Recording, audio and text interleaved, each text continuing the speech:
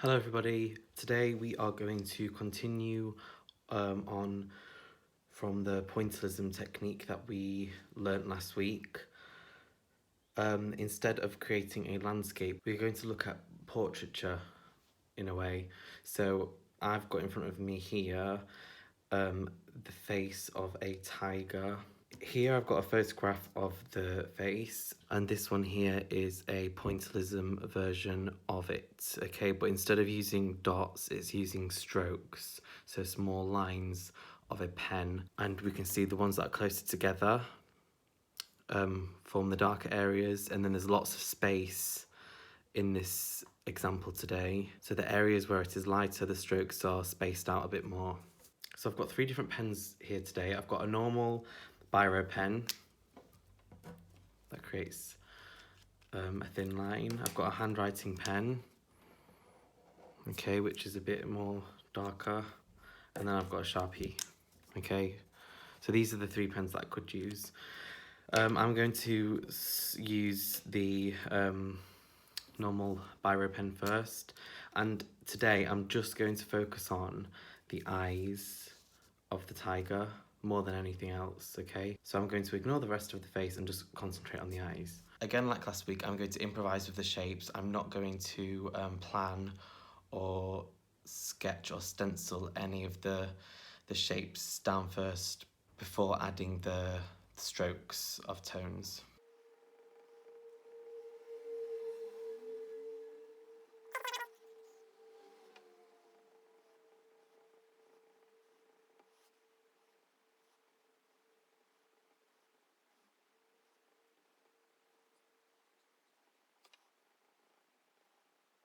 So you can see that I've sort of created the initial shape of this eye here using lots of small dashes with the pen. And now I'm going to try and mirror this on the other side and sort of make it symmetrical, okay?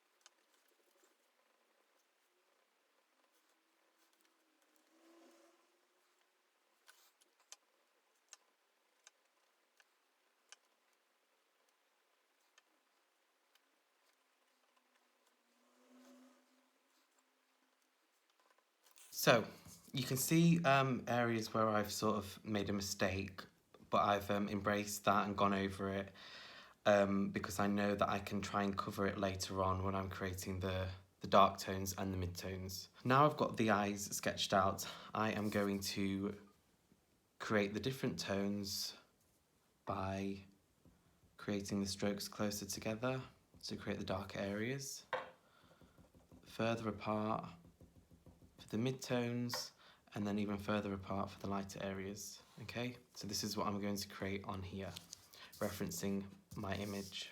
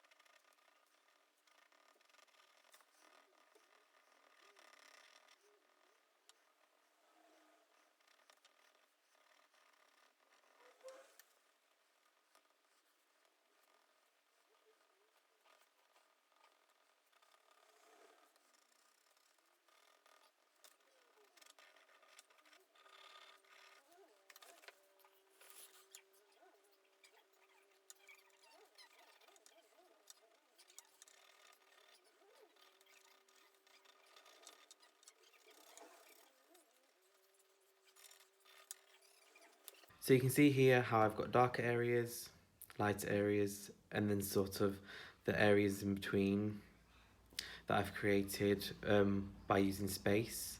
If I wanted, I could refine areas by changing the thickness of my pen.